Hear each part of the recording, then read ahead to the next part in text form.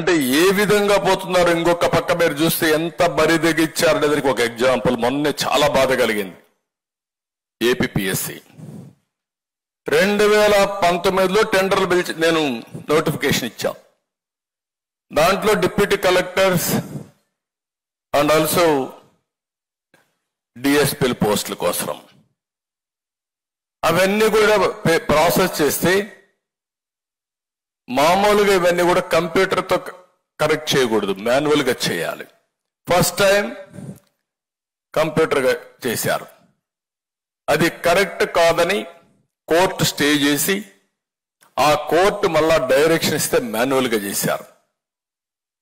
ఆ మాన్యువల్గా చేసిన తర్వాత ఫస్ట్ చేసిన మాన్యువల్లో వీళ్ళ మనుషులు రాలేదు. రాకపోతే వీళ్ళకి కావాల్సిన వాళ్ళు రావడానికి మళ్ళా సెకండ్ టైం చేయించారు. ఫస్ట్ టైం చేయించిన దానికి ఎవిడెన్సెస్ చాలా క్లియర్ గా ఉన్నాయి. కర్నూలు నుంచి సెక్యూరిటీ తీసుకొచ్చారు, ఇక్కడుంటే కరెక్ట్ చేసేటప్పుడు భోజనాలు డబ్బులు ఇచ్చారు, ఎప్పటికప్పుడు సమీక్షలు చేశారు. ఇవన్నీ పెట్టడానికి ఒక కంప్యూటర్ కంపెనీకి ఎవాల్యుయేషన్ చేయడానికి, రికార్డ్ ఎస్టాబ్లిష్ చేయడానికి వాళ్ళకు కూడా డబ్బులు ఇచ్చారు, అన్ని చేశారు.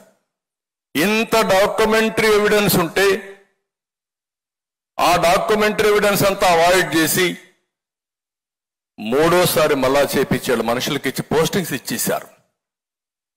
కోర్టులో 2 సార్లు రాంగ్ అఫిడవిట్ ఇచ్చారు. అంటే మీరు ఒకటి గుర్తుపెట్టుకోవాలి, అల్టిమేట్ గా ఏ వ్యక్తి అయినా సరే ఫైనల్ జడ్జిమెంట్ వచ్చేది కోర్టు ద్వారా వస్తుంది.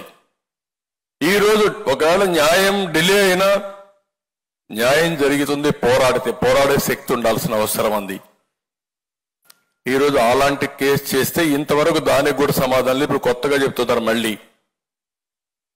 ఇవన్నీ కూడా ఏ విధంగా డెస్ట్రాయ్ చేయాలో రికార్డ్స్ అన్ని డెస్ట్రాయ్ చేయడానికి మళ్ళా ప్రయత్నం చేస్తున్నారని ఏపీపీఎస్సీ కూడా పాత రికార్డ్స్ అన్ని ఇవన్నీ కూడా మనం చూసినప్పుడు చాలా వరకు నేను సమస్య లేని ఇల్లు ఉండదు, పరిష్కారం లేని సమస్య ఉండదు.